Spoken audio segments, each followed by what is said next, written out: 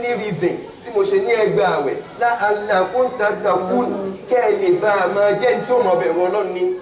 Àkọ́kọ́ ẹ̀kọ́ the major benefit, the major spiritual benefit tá a máa rí nínú pa àgbà àwẹ̀, tá a máa rí nípa pé a jẹun, tá a máa rí nípa pé a mu, tá a máa rí nípa pé a súnmọ́ nǹkan tí Ọlọ́run ọba ní a máa súnmọ́ mọ́.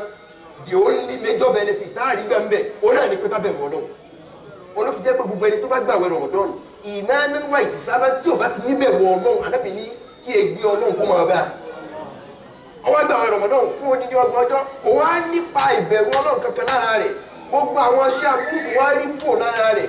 Ànábì sallallahu alaihi wasallam wọ́n ní kò fi rọ́ pípa lẹ̀ ẹ̀gbọ́n àwọn nǹkan ṣèyí art àwọn tí máa jọ bí ẹ̀ṣẹ̀ tí máa fara kún ẹ̀ṣẹ̀ tàbí tí máa jẹ́ṣẹ̀ kò rí wọn fílẹ̀ nínú Ramadan.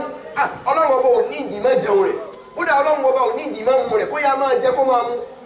Ìtumọ̀ rẹ̀ nù ní nítorí pé the major benefit tá a máa rí nípa àgbààwẹ̀ òun náà ni kéèkì o kéèyàn ní bẹ̀rù Ọlọ́run sí.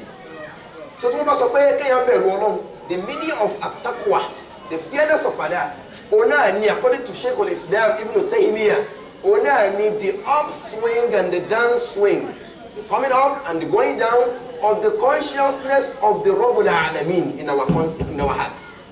Òun náà ni pé kéèyàn máa ní consciousness, kéèyàn máa ní ìròkàn sọ́dọ̀ Ọlọ́run ní gbogbo ìgbà pé ẹnìkan ń bẹ lókè ni tí ń jẹ́ Ọlọ́run ọba, ẹnìkan ń bẹ lókè ni Rabbus samawati wal ard, ẹnìkan ń bẹ lókè ni tí ń wo gbogbo tí mò ń ṣe bí wọ́n ti ẹ̀ jẹ́ pé mi ò rí fa innaka yarak tí wọ́n ti ẹ̀ rí gbogbo tí mò ń ṣe tí ó máa wá mú bẹ̀rù Ọlọ́run bá, yóò máa wá kú níbi àbòsí, yóò máa kú níbi irọ́ pípa, yóò máa kú níbi ìmọ̀ ṣòfófó wàlímánà òfófó ànàmímà.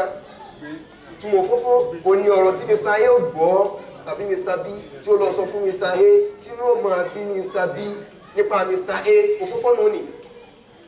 Iṣẹ́ burúkú ni Ànábì ní la yadkhulu al-janna an-namima, kò ní wà ní jẹ́nà gbogbo ẹni tí bá máa ń ṣòfófó, gbogbo ẹni tí bá máa ń gbé ọ̀rọ̀ kan lọ́dọ̀ ẹ̀yìn kan tí wọ́n lọ gbé fẹ́ nìkan tí wọ́n wá bí ẹnìkan against ẹnìkejì, ẹni wò ní bò ń wà ní jẹ́nà.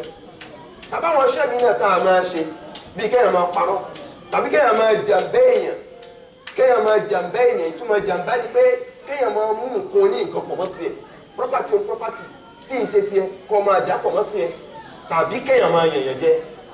Màá sì jẹ́ ó mọ̀ pé mo jù lọ, ó wá ìyàn jẹ níyàn jẹ ìyàn jẹ ìyàn jẹ ìyàn jẹ. Nílẹ̀ Yorùbá nínú àwọn culture wa tó dáa làwọn culture pé kọ́mọdé kó pàgbàlé, ṣùgbọ́n nínú culture wa tí ò dáa nínú ti Yorùbá ò ní culture kágbà yan ọmọdé jẹ.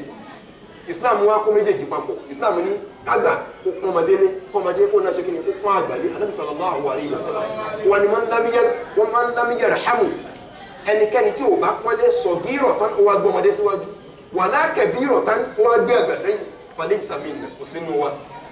Nítorí pé ó mọ̀ pé there is always a tendency kágbàlagbà yan ọmọdé jẹ, but there is no probability kọ́mọdé yan àgbàlagbà jẹ, nítorí pé ìran àgbà ní máa yan ọmọdé jẹ, ìran àgbàsẹ́ ní máa yan ọmọdé jẹ. Bá a bá rọmọdé tó yàgbà jẹ eléyìí ò ní ó kú díẹ̀ ká kódà yóò máa ṣe wá kàyé bí ìgbà tó jẹ́ pé ìran obìnrin ní máa lóyún bímọ, ọkùnrin bó bá lóyún bó bá bímọ èèmọ̀ ní